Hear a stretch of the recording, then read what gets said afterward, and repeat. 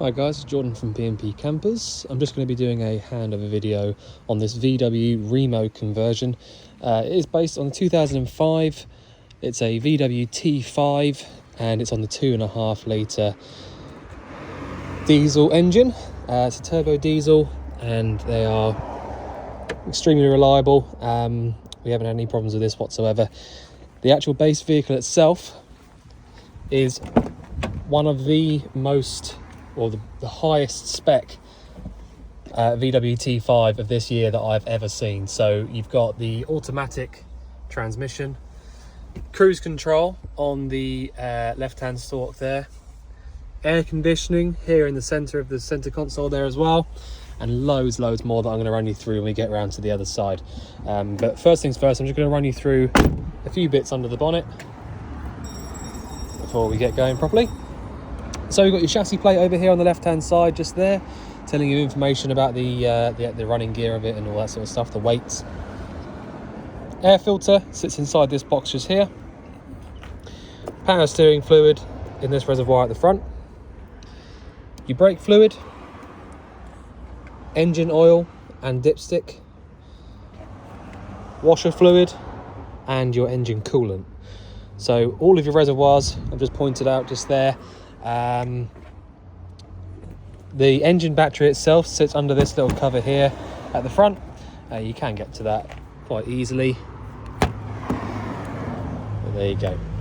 So for under the bonnet, that is about it. The bonnet release handle is on the driver's side as well, but I'll just see if there's anything that I need to show you just here.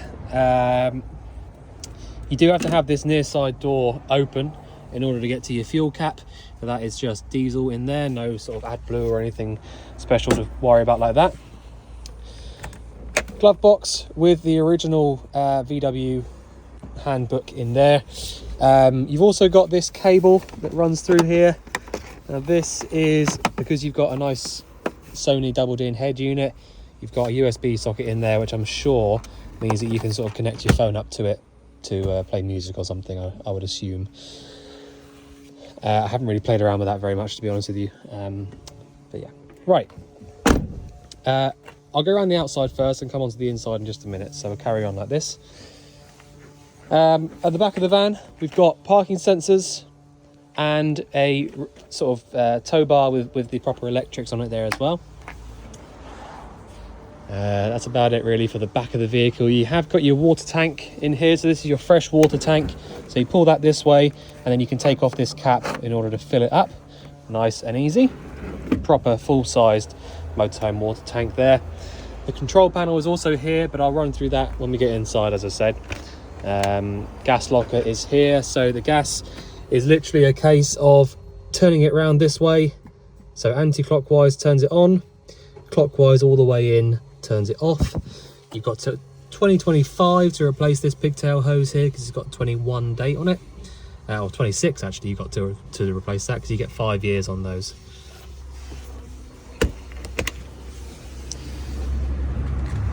All right, so on the offside, the driver's side of the vehicle, we've got your hookup point just here. So if you do have access to a hookup cable, they are really handy because it means that your battery is going to be charging up and you've got access to your 240 volt sockets inside. And you've also got where your wastewater comes out underneath the vehicle there as well. You've got an awning rail on the side of the van just here. So if you did have a drive-away awning that you wanted to fit, you can pop it on there. You've got the same on the other side there, so you can do either side however you want it. I mean, this side, the near side, would make more sense because you can open up this sliding door into it from there. So, as I was saying a minute ago about the cab, so not only has it got all of your sort of normal, nice extras like it being the automatic, your cruise control, as I said, you've got the electric and heated adjusting mirrors and things like that. You've also got a diesel heater from factory from VW. So basically the way that you need to use this is turn the ignition on and you should get this little screen up here come to life. Okay, turn it on, there you go. You've then got so you don't see my face there. You then got this little screen, a little symbol over here on the bottom right hand side. Turn that down. Which is actually the button you have to press to get the heater to come on. So if I press that on now, it will then spring to life and then ask us how hot we want it to heat inside the vehicle. On the left hand side, literally just going up and down, easy as that. Sometimes you might need to start the engine up for a minute, and that'll sort of get the diesel heater going, and you know, get your heat coming into the inside of the vehicle. The heat comes through a couple of little vents just down here behind the driver's seat. But as I say, that is an actual VW fitted part. The diesel heater, it's just, you know, as I say, the cab, I could just go on and on with all the extras and little hidden bits and pieces that are on it. It's absolutely fantastic. So can't fault it at all. You've got a DAB radio on here. So this is your DAB aerial just here. You saw just there, if I just go home there. So you've got DAB, Bluetooth, connect your phone to it, all of that sort of stuff. It's a nice modern head unit. So yeah. Okay, so yeah, that's the main thing really. The main thing I wanted to show you in the cab is this diesel heater. And when you want to turn that off, bottom right button again, and that's it off. And it just then sort of shows you the time and the screen on there as well. All right, so such a nice optional extra to have there. As I said, you might, every now and again, you might need to start the engine up just to get it fired up. It's quite normal. Even the sort of other motorhomes that have got it fitted in the back end of the vehicle, sometimes they need the engine started in order to work. So quite a normal thing to happen. Also, when you start the diesel heater up, you will sort of smell a diesel smoky smell for a little minute, just whilst it warms itself up, basically. But once it has got hot, that smell should go away pretty quickly. So what I'm going to do now is I'm just going to sort of get out of the cab and step around to the actual motorhome itself. So it's always nice with these sort of van conversions when there's no sort of bulkhead here, so you can walk straight through to the cab, vice versa to the back end of the vehicle. So you've got your full-size table up here in this massive storage compartment over the cab with the arm for it there as well. So the arm sits in this little swivel bracket here. It comes out here, and so you can have it really sort of wherever you want it to be. If you want it further away from you, you can do that. So that's why they put them on that little swivel bracket. Before we go any further as well, I'm just going to show you how the bed works. Now, it's going to be a bit tricky with one hand, but I will try my best. So basically, you've got this little white pulley down here. Once you pull that out, that'll then allow you to lift this whole thing over as one piece. I'm just going to do that now. I'll put the camera down so I can do that with my other hand. So once we've got this bed up to here, just by putting that little pulley there, we can then, if we have a little look down here, I can show you. Yep. So down here, we've got this little pulley part. If I can get it right. I might have to pull the bed slightly further towards me to do this. Oh, right, okay, I see why it's not working. So I needed the bed to be further towards me by pulling this handle just here, which allows you to move the entire thing forwards and backwards so that the back part lays down like this. Once that part is laid down, you can then have a little look down here, and you should be able to see a little pulley, this little piece here. And when you push that away, you need to pull that down like so. So hopefully you can see that.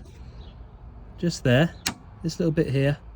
Pull this down, and that will then go past that and allow the entire bed to lay down flat. So basically, if I just show you that without making it look really difficult, we lift this up, that'll now lock back in, as you heard. All right, so when you want to release it, push it forwards a little bit. I'm doing it with my head at the moment, and then pull this little piece down like so, and then allow it to come all the way back if you do it properly.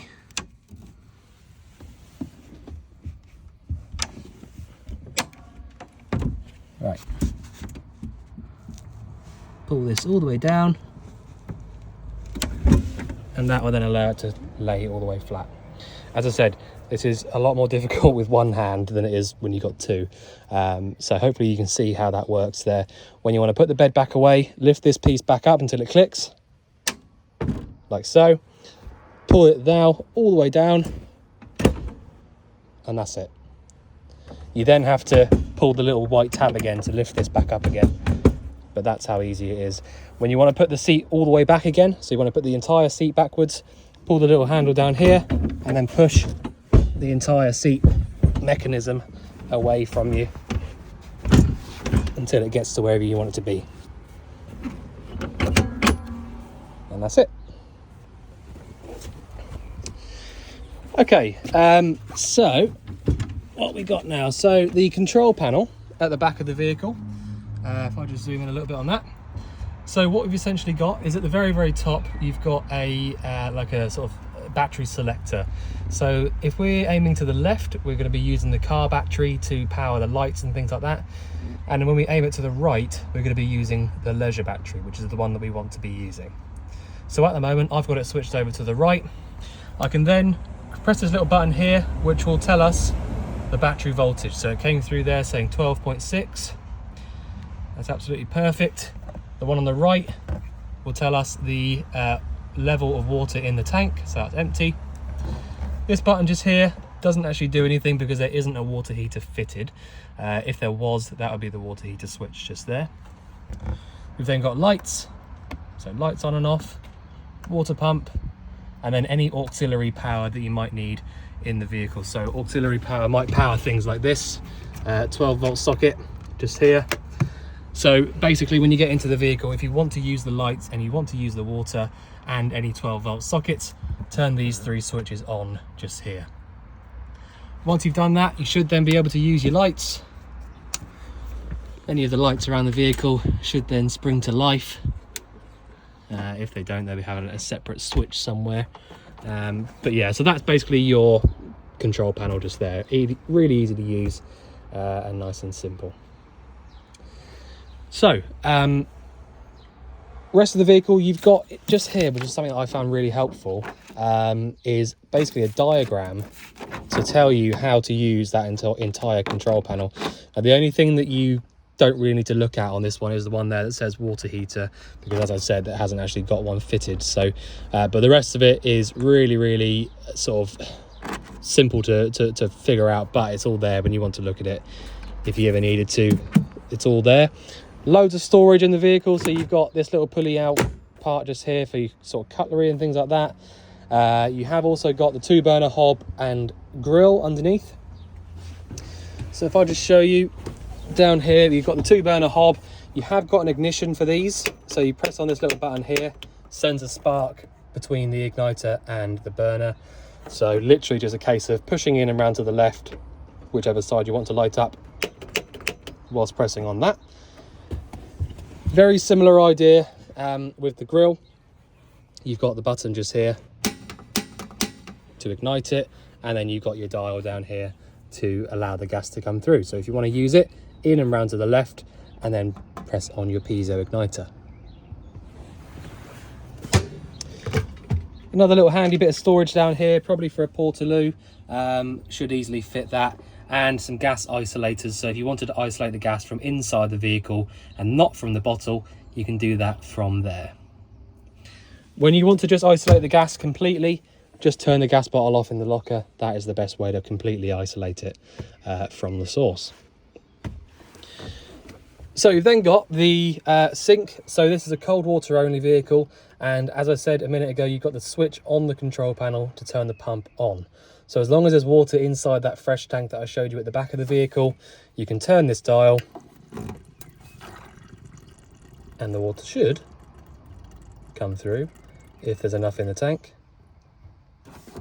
No, I must have run out of water. So let me just double check that it's still on. Oh no, it wasn't on. There you go. So it's quite a bright day today, so it's quite difficult to see when the lights are on and off on the control panel. Right, so there you go. Water going through the tap really nicely. And as I said, on the outside, you've got your wastewater drain off point is just about here underneath the vehicle. So you can pop these lids down like so. You've got your nice window here, with sort of really good size window between the cupboards up top and the worktop up here.